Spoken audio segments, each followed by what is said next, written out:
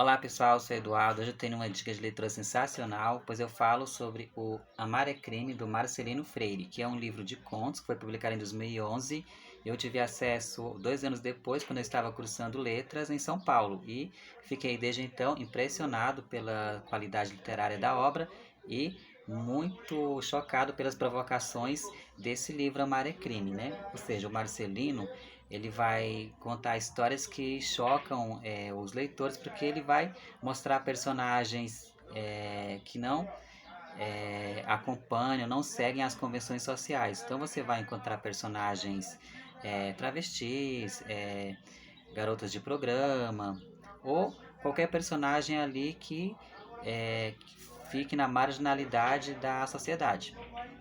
E outra característica bem marcante também é a oralidade, ou seja, os personagens, já que os contos são narrados em primeira pessoa, o leitor percebe isso na oralidade, ou seja, na maneira de falar desses personagens. E também ele vai empregar muitas rimas nesses contos, ou seja, rimas dentro da prosa. O que a gente pode associar ao fato do Marcelino ser nordestino, de Sertânia, em Pernambuco, né? Então ele conhece muito da literatura, ou seja, tem essa bagagem que é da sua origem, né?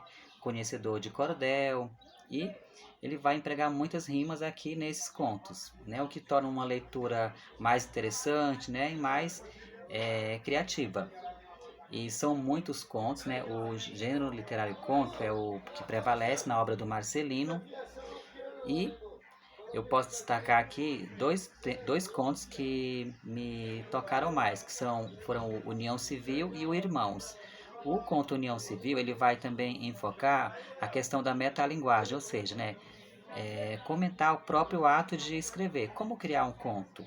Ou seja, esse conto União Civil, ele é narrado por um escritor que vai participar de um evento de literatura em São João del Rei, em Minas, e ele observa na rua dois rapazes empurrando um carrinho de bebê, e isso lhe traz um momento epifânico. Ele começa a lembrar do seu próprio passado remoto, na descoberta do primeiro amor ali quando ele tinha 10, 11 anos, né? E ele vai relembrar esse seu passado, onde ele acabou se envolvendo com um amigo também de idades próximas, né? Ele recorda esse amor proibido, né?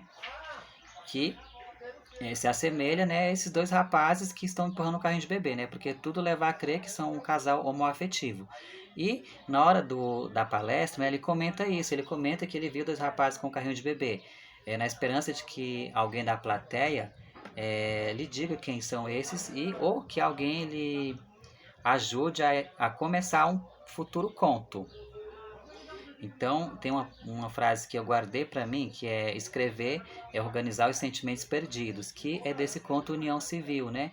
Então, o conto é dividido em várias partes, né? Ora, uma parte do momento presente, onde ele está ali na festa literária, junto com outros escritores, né? Palestrantes, né?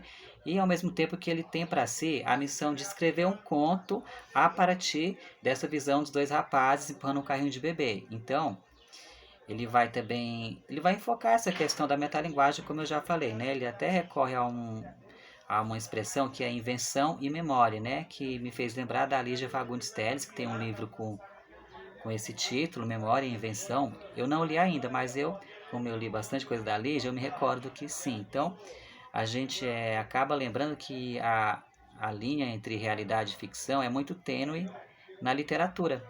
Então, independente do gênero que seja. E é bem interessante esse conto União Civil, né? Já tem até um estudo, né, literário, eu não me recordo qual foi a pesquisadora que escreveu, mas esse livro, essa coletânea Mare Crime, já tem uma obra comentando esses contos aqui. Ou seja, porque esse repertório é muito rico para análise literária, é claro. E outro conto que eu destaco é o conto Irmãos, né? Que vai contar a história de também é um escritor que ele está ali num momento muito desiludido da vida, né? Na questão amorosa, porque a sua amada o deixou, a Márcia, que é uma poeta, o abandonou e ele está ali amargurado, não entende por que ela largou dele.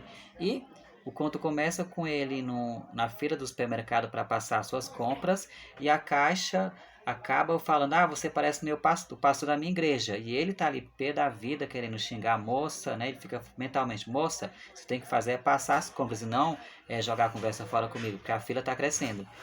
Para piorar, outra senhorinha que tá atrás na fila fala, realmente ele parece o pastor Valdir. E aí ele fica cada vez mais pé da vida, né? Volta para casa, onde ele fica remoendo, né, a sua solidão, que a Márcia o deixou, que a Márcia é um poeta de merda, segundo ele. Aí ele já não vê sentido mais na sua vida, né? Ele fica olhando para os seus prêmios, né, literários, ele não vê valor nenhum em mais nada, porque ele tá nessa bad amorosa. Então, só que ele sai na rua, alguém o confunde com esse pastor. E aí ele liga na TV para ver se esse pastor... Não, antes ele pesquisa no Google quem que é esse pastor Valdir, né? E descobre que esse pastor tem um programa na televisão, né? Aquele programa, né?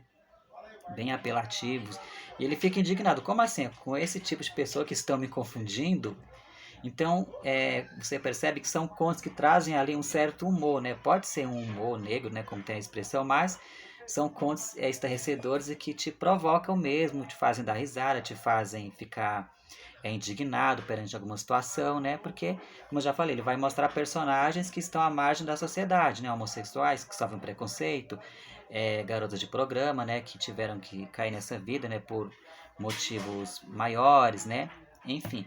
E esse conto Irmãos, né? Que, ou seja, o narrador ele acaba sendo se tornando um irmão desse pastor devido à sua semelhança, e esse conto começa com o Senhor é meu pastor e termina com e nada me faltará, né? Ou seja, o Salmo 23. Outro conto que eu destaco é o conto inicial que se chama Vestido Longo, né? Onde vai tematizar ali uma pobreza muito dolorida, né, de uma moça que ela se recorda da sua infância, onde ela não tinha roupas, né, era uma pobreza extrema, e ela andava pelada, né, então muito cedo ela teve que cair na vida para poder conseguir o pão de cada dia, né, e aí muitos opressores, muitos, diria até criminosos, se aproveitavam dessa fragilidade, ou seja, ela teve que cair na vida muito cedo, e quando ela se torna já uma mulher, ela repensa, nossa, já andei tanto tempo sem roupa, agora eu quero um vestido longo, né? Quem vai dizer que eu sou uma mulher da vida trajando um vestido longo, elegante? Então é bem interessante, né? Ela se recorda também que quando ela era criança, as roupas que ela ganhava eram roupas de época de eleição, onde a mãe dela usava aquela camiseta com a foto do candidato, bem grandona, e enfim, são esses temas, né, que você vai encontrar nesse livro Amar é Crime. Leia Marcelino Freire, comente aí embaixo no canal, se inscreva e muito obrigado.